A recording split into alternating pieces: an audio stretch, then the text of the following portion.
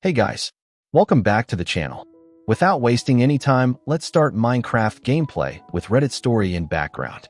I remember sitting at the kitchen island of my childhood home in the suburbs of Columbus, Ohio, watching my dad sign a stack of papers that looked way too official for a Tuesday afternoon.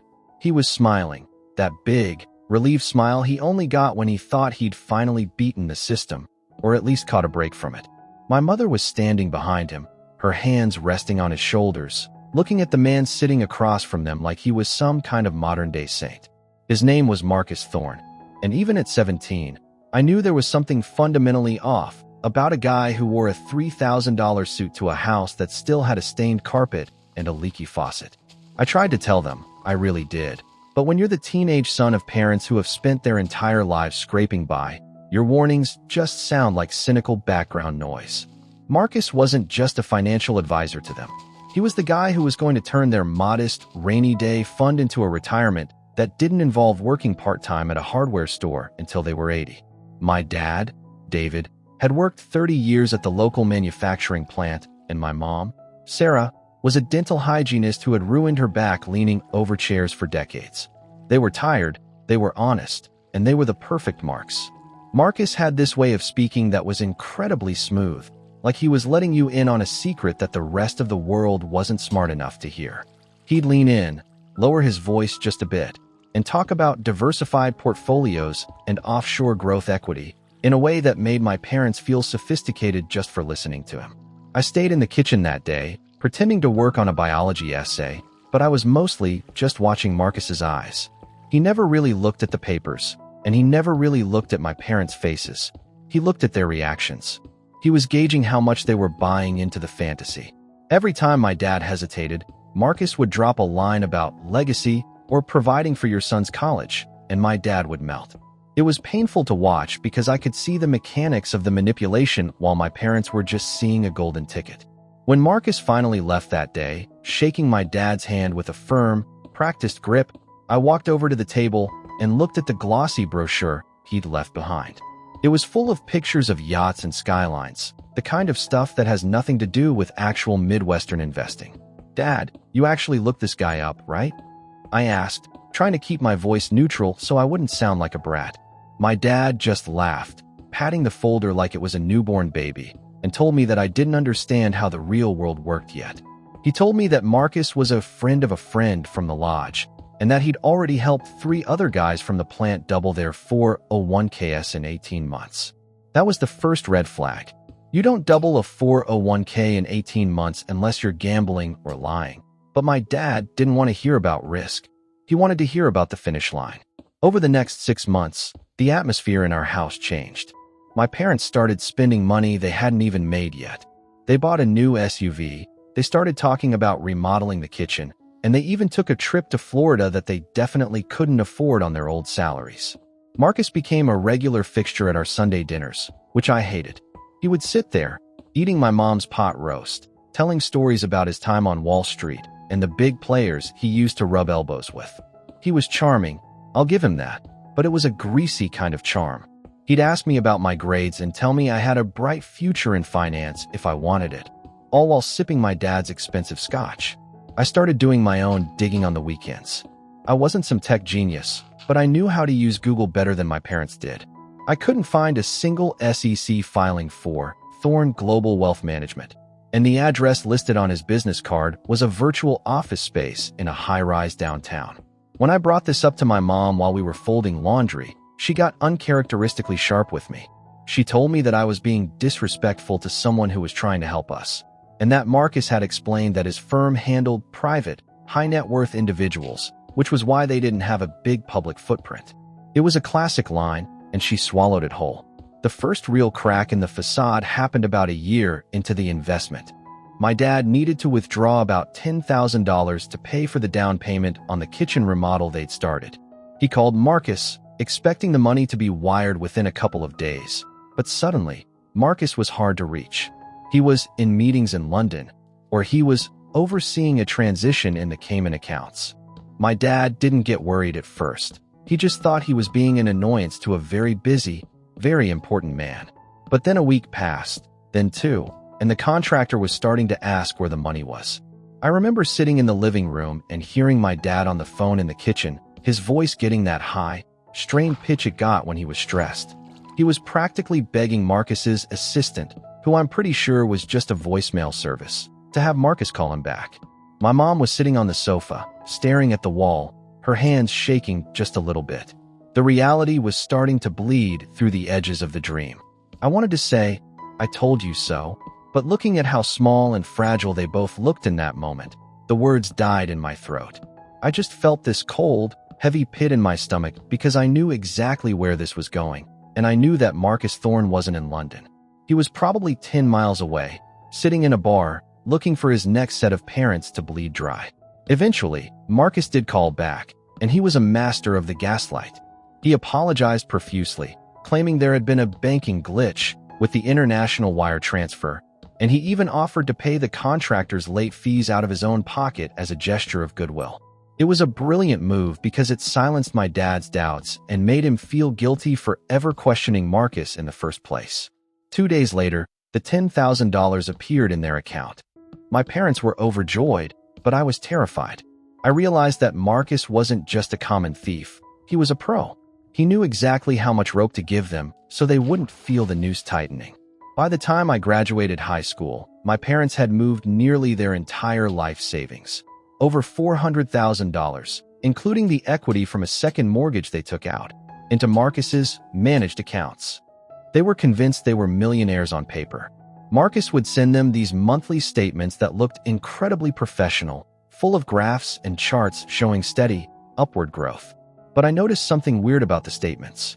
The font on the headers was slightly different every month, and the math in the miscellaneous fees column never quite added up if you actually sat down with a calculator. I decided to follow him.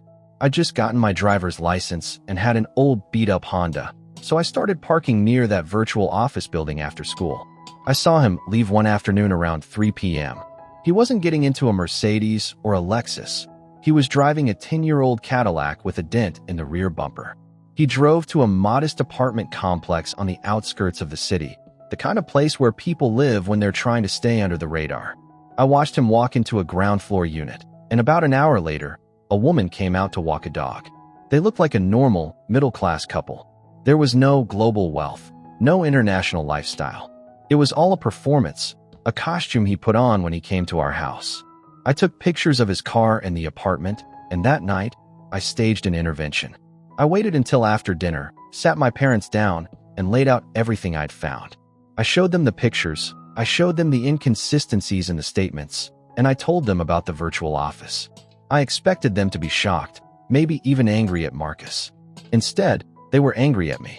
My dad stood up, his face turning a dark shade of red, and told me that I had no right to spy on a grown man. He said I was being paranoid and that I was trying to ruin the only good thing that had happened to this family in years because I was jealous or cynical. "You're just a kid, Leo," he spat, and that hurt more than anything else. "You think you know how the world works because you read some stuff on the internet? Marcus is family now. He's done more for our future in 2 years than I did in 20. You need to grow up and mind your own business." My mother wouldn't even look at me. She just kept smoothing out the tablecloth, over and over, her eyes glassy. I realized then that they weren't just invested financially, they were invested emotionally. To admit Marcus was a fraud was to admit that they had been fools, and that their dream of an easy life was a lie. They weren't ready to face that. So, they chose the lie. And as I walked up to my room that night, I knew it was only a matter of time before the whole house of cards came crashing down, and I knew I was going to be the one left to pick up the pieces while Marcus Thorne vanished into the night. The crash didn't happen with a bang. It happened with a disconnected tone on the other end of a phone line. It was a Tuesday morning, about 3 weeks after my failed intervention. I was home for the summer before starting my freshman year at the state university, a school I was only able to attend because my parents had the money covered, thanks to Marcus. I heard my mom in the kitchen, trying to call the Thorne Global office to ask about a tax document. She dialed, waited, looked at the phone, and dialed again. Then she tried Marcus's cell phone. Straight to voicemail. She tried his personal assistant line. Disconnected. I watched from the hallway as the color drained from her face. She didn't say a word. She just kept redialing, her thumb hitting the screen with increasing desperation. By the time my dad got home from his shift at the plant, she was sitting on the floor of the kitchen, surrounded by every statement Marcus had ever sent them. She looked like she had aged 10 years in 8 hours. When she told my dad she couldn't get a hold of him, he didn't get angry this time. He got quiet. That terrifying, heavy silence that settles over a house when the occupants realize the floor has just turned into open air. They drove down to the office building. The one I'd told them was just a virtual mail drop. I went with them because I didn't want them to be alone when they saw the truth. When we got to the 12th floor, the receptionist at the shared workspace looked at us with a mixture of pity and annoyance. She told us that Thorn Global had closed its account 48 hours ago and hadn't left a forwarding address.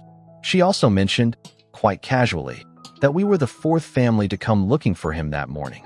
The drive home was the longest 40 minutes of my life. My dad gripped the steering wheel so hard his knuckles were white, and my mom just sobbed quietly into a tissue. The betrayal wasn't just about the money, though that was devastating enough. It was the fact that they'd invited this man into our home. He'd sat at our table, laughed at my dad's jokes, and listened to my mom talk about her fears of getting older. He hadn't just stolen their retirement, he'd stolen their dignity. When we got back, the reality of the situation started to set in. The investments weren't real. The $400,000 was gone. The second mortgage was very real, however, and the bank didn't care that Marcus Thorn was a sociopath. My dad sat at the kitchen table, the same place where he'd signed those papers a year earlier, and finally looked at me. There was no anger left, just a hollow, broken expression that made me want to scream. "You were right, Leo," he whispered. "God help us, you were right." But I didn't want to be right. I wanted my parents to be safe. The next few days were a blur of police stations and calls to the FBI. We found out that Marcus Thorn wasn't even his real name. His name was actually Kevin Miller, a disgraced former insurance agent from Indiana who had a history of affinity fraud, targeting people through social groups or workplaces. He was a ghost. He'd used a network of burner phones and offshore accounts to funnel the money, and the authorities basically told us that the chances of recovering the funds were near zero. They called it a civil matter for the most part, unless they could build a massive racketeering case, which would take years. Our lives imploded. The kitchen remodel was halted, leaving us with half-finished cabinets and a plywood floor. The new SUV was repossessed within a month. My college fund, which my dad had reinvested with Marcus to get a better return, was non-existent. I had to withdraw my enrollment and look for a full-time job to help pay the mortgage that was now suffocating my parents. I ended up working security at a warehouse on the night shift, sitting in a booth for 12 hours a night, fueled by a simmering, cold rage. I couldn't let it go. Every time I saw my mom crying over the grocery budget or my dad staring at his hands at the end of a double shift, the fire in me grew. The police weren't doing anything. They had bigger fish to fry. But Marcus, Kevin, hadn't just taken money. He'd taken the light out of my parents' lives. My dad started having chest pains from the stress, and my mom stopped leaving the house because she was too ashamed to face the neighbors who had also been burned by Marcus. Apparently, my dad had recommended him to several friends, and now those friendships were dead, replaced by lawsuits and bitter silence. I started spending my days, when I should have been sleeping, back at that apartment complex where I'd followed him months before. It was empty. He'd cleared out the same night he closed the office. But he was a creature of habit. He liked mid-sized cities where he could blend in. I started scouring social media, looking for any trace of the woman I'd seen walking the dog. I remembered the dog, a distinct, high-strung Italian greyhound with a bright blue harness. It took me 3 months of searching local greyhound owner groups in neighboring states before I saw a photo posted in a park in Indianapolis. In the background of the photo, partially blurred out, was a man sitting on a bench. He was wearing a generic baseball cap and sunglasses, but I'd recognize that posture anywhere. It was the way he tilted his head when he was listening to someone, the predator lean. I didn't tell my parents. I didn't want to give them false hope, and I knew they'd try to stop me. I told them I was going on a weekend camping trip with some friends to clear my head. Instead, I drove 3 hours west to Indianapolis with a backpack, a camera, and a heavy iron tire iron I'd taken from the trunk of my car. I didn't have a plan exactly. I just knew I couldn't live in a world where that man got to keep breathing the air while my father was dying of a broken heart in a half-finished kitchen. I found the park from the photo. It was a nice, upscale area near a canal. I sat there for 2 days, moving from bench to bench, feeling like a ghost. On the third day, just as the sun was starting to set, I saw them. The woman was walking the dog, and Kevin, Marcus, was walking beside her. He looked different. He'd grown a beard and dyed his hair darker, and he was wearing casual, outdoorsy clothes. He looked like a successful young retiree enjoying a peaceful evening. He looked happy. I followed them at a distance. They walked to a luxury condo building overlooking the water. It was even nicer than the place he'd lived in Columbus. My blood was boiling. This was our money. This was the manufacturing plant sweat, the dental office back pain money. He was living in luxury on the corpses of my parents' dreams. I waited until the woman left again an hour later, presumably to run an errand, leaving him alone in the condo. I walked up to the front desk. I dressed in a delivery driver's vest I'd bought at a thrift store and was carrying a large, empty cardboard box. The concierge didn't even blink. He buzzed me up to the 4th floor. When I reached Unit 402, I took a deep breath. My heart was hammering against my ribs so hard it hurt. I wasn't a violent person. I'd never even been in a real fight. But as I stood in front of that door, I thought about my dad's face when he realized he couldn't afford his heart medication, and my hand stopped shaking. I knocked. "Delivery for Mr. Miller," I said, my voice sounding deeper and steadier than I felt. I heard footsteps. The peephole darkened for a second. Then, the sound of the deadbolt turning. The door opened a crack, held by a security chain. Kevin looked out, his eyes scanning me. He didn't recognize me at first. I was just a delivery kid in a vest. "I didn't order anything," he said, his voice as smooth as ever. "It's from a Mr. David Miller in Columbus," I said. "He wanted to make sure you got your final statement." The change in his expression was instantaneous. The blood left his face, and his eyes went wide with a primal kind of terror. He tried to slam the door, but I'd already jammed my foot in the frame.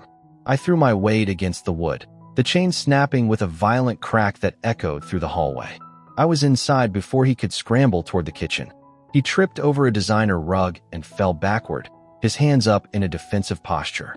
Wait, Leo, listen to me," he stammered. He remembered my name. That made it worse. "You remember me?" I said, stepping toward him, the tire iron heavy in my hand. I wasn't even shouting. I was whispering, which felt much more dangerous. "You remember my parents?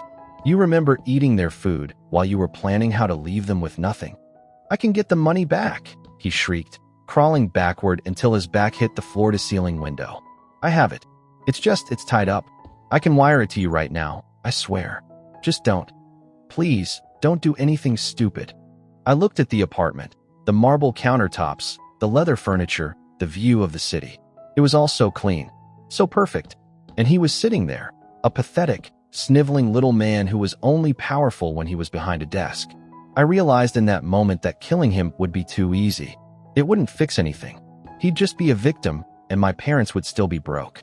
"Get your laptop," I said, pointing the tire iron at his face. "Now." Kevin moved with a frantic, desperate energy, scrambling to his desk to grab a high-end MacBook. He was sweating through his expensive linen shirt, his breath coming in short, ragged gasps. I stood over him, the tire iron resting on his shoulder, just enough of a weight to remind him that I wasn't playing. I made him log into every account he had. It was a maze of shell companies and crypto wallets, but once he knew his life was on the line, the complications he'd told my father about suddenly vanished. "Transfer it," I commanded. "Not to my parents' old account. To this one." I handed him a slip of paper with a new, secure account I'd set up under a corporate name I'd spent weeks researching. I wasn't just going to take the money back, I was going to take everything he had. I watched the numbers on the screen. He had over $2 million spread across those accounts. $2 million stolen from people just like my parents. People who had worked their whole lives for a sliver of peace. That's all of it," he whispered as he hit the final confirm button on a wire transfer of $600,000. The original investment plus interest and the cost of the damage he'd done to our lives. "Please, Leo. You have the money. Just go. I won't call the police, I promise. We can just call it even." I looked at him, and for the first time in months, I felt a genuine sense of calm. "We're not even, Kevin. Not even close." I didn't hit him. Instead, I took his laptop, his phone, and the stack of burner SIM cards I found in his desk drawer. I also took a thumb drive that was sitting in his safe, a drive that, as I would later find out, contained a complete ledger of every person he'd scammed over the last 5 years. He watched me, trembling, as I walked toward the door. "If you move from this spot in the next hour, or if you ever contact my family again, I don't care where you go, I will find you," I told him. It was a hollow threat in some ways. I was just a kid from Ohio, but in that moment, looking into my eyes, he believed me. He believed me because he knew I had nothing left to lose, and that made me the most dangerous person he'd ever met. I drove back to Columbus that night in a daze. The sun was coming up over the fields when I pulled into our driveway. The house looked so small, so tired. I walked inside and found my dad sitting at the kitchen island, staring at a pile of bills. He looked like he hadn't slept in a week. I sat down across from him, pulled out my phone, and showed him the bank confirmation. He didn't understand at first. He squinted at the screen, his brain trying to process the numbers. When it finally clicked, he didn't cheer. He didn't even smile. He just put his head in his hands and started to sob. It wasn't a sound of joy. It was the sound of a man who had been holding his breath for a year finally letting it out. My mom came into the room, saw us, and the two of them just held each other while I sat there, feeling like a stranger in my own home. The aftermath was complicated. We couldn't just tell the truth about how I got the money. We had to funnel it through a legal settlement that I'd spent weeks faking the paperwork for, pretending that a high-end law firm had taken the case pro bono and recovered the funds through a hidden insurance policy Kevin had. It was a lie, but it was a lie that let my parents sleep at night. They needed to believe the system had worked, even if it hadn't. I sent the thumb drive with all of Kevin's other victims to the FBI anonymously from a library computer. 3 months later, I saw a small headline in the Indianapolis paper about a major financial fraud arrest. Kevin Miller had been picked up at a bus station trying to flee to Mexico. He'd apparently been tipped off that the feds were closing in. He's currently serving 15 years in a federal penitentiary. My parents got their life back. They finished the kitchen, paid off the second mortgage, and my dad finally retired. He spends his days gardening now, and my mom took up painting. To look at them, you'd think the Marcus Thorne era was just a bad dream that they'd mostly forgotten. But I see the changes. My dad never trusts anyone new. He checks the locks on the doors 3 times every night. My mom won't even answer the phone if she doesn't recognize the number. The money came back, but the innocence didn't. As for me, I didn't go back to school for finance. I couldn't stand the thought of being anywhere near that world. I stayed in security, eventually moving into private investigation. I'm good at it. I have a knack for finding people who don't want to be found. Every time I take a case involving a scammer or a predator, I feel a bit of that old coldness return to my chest. I still have the tire iron.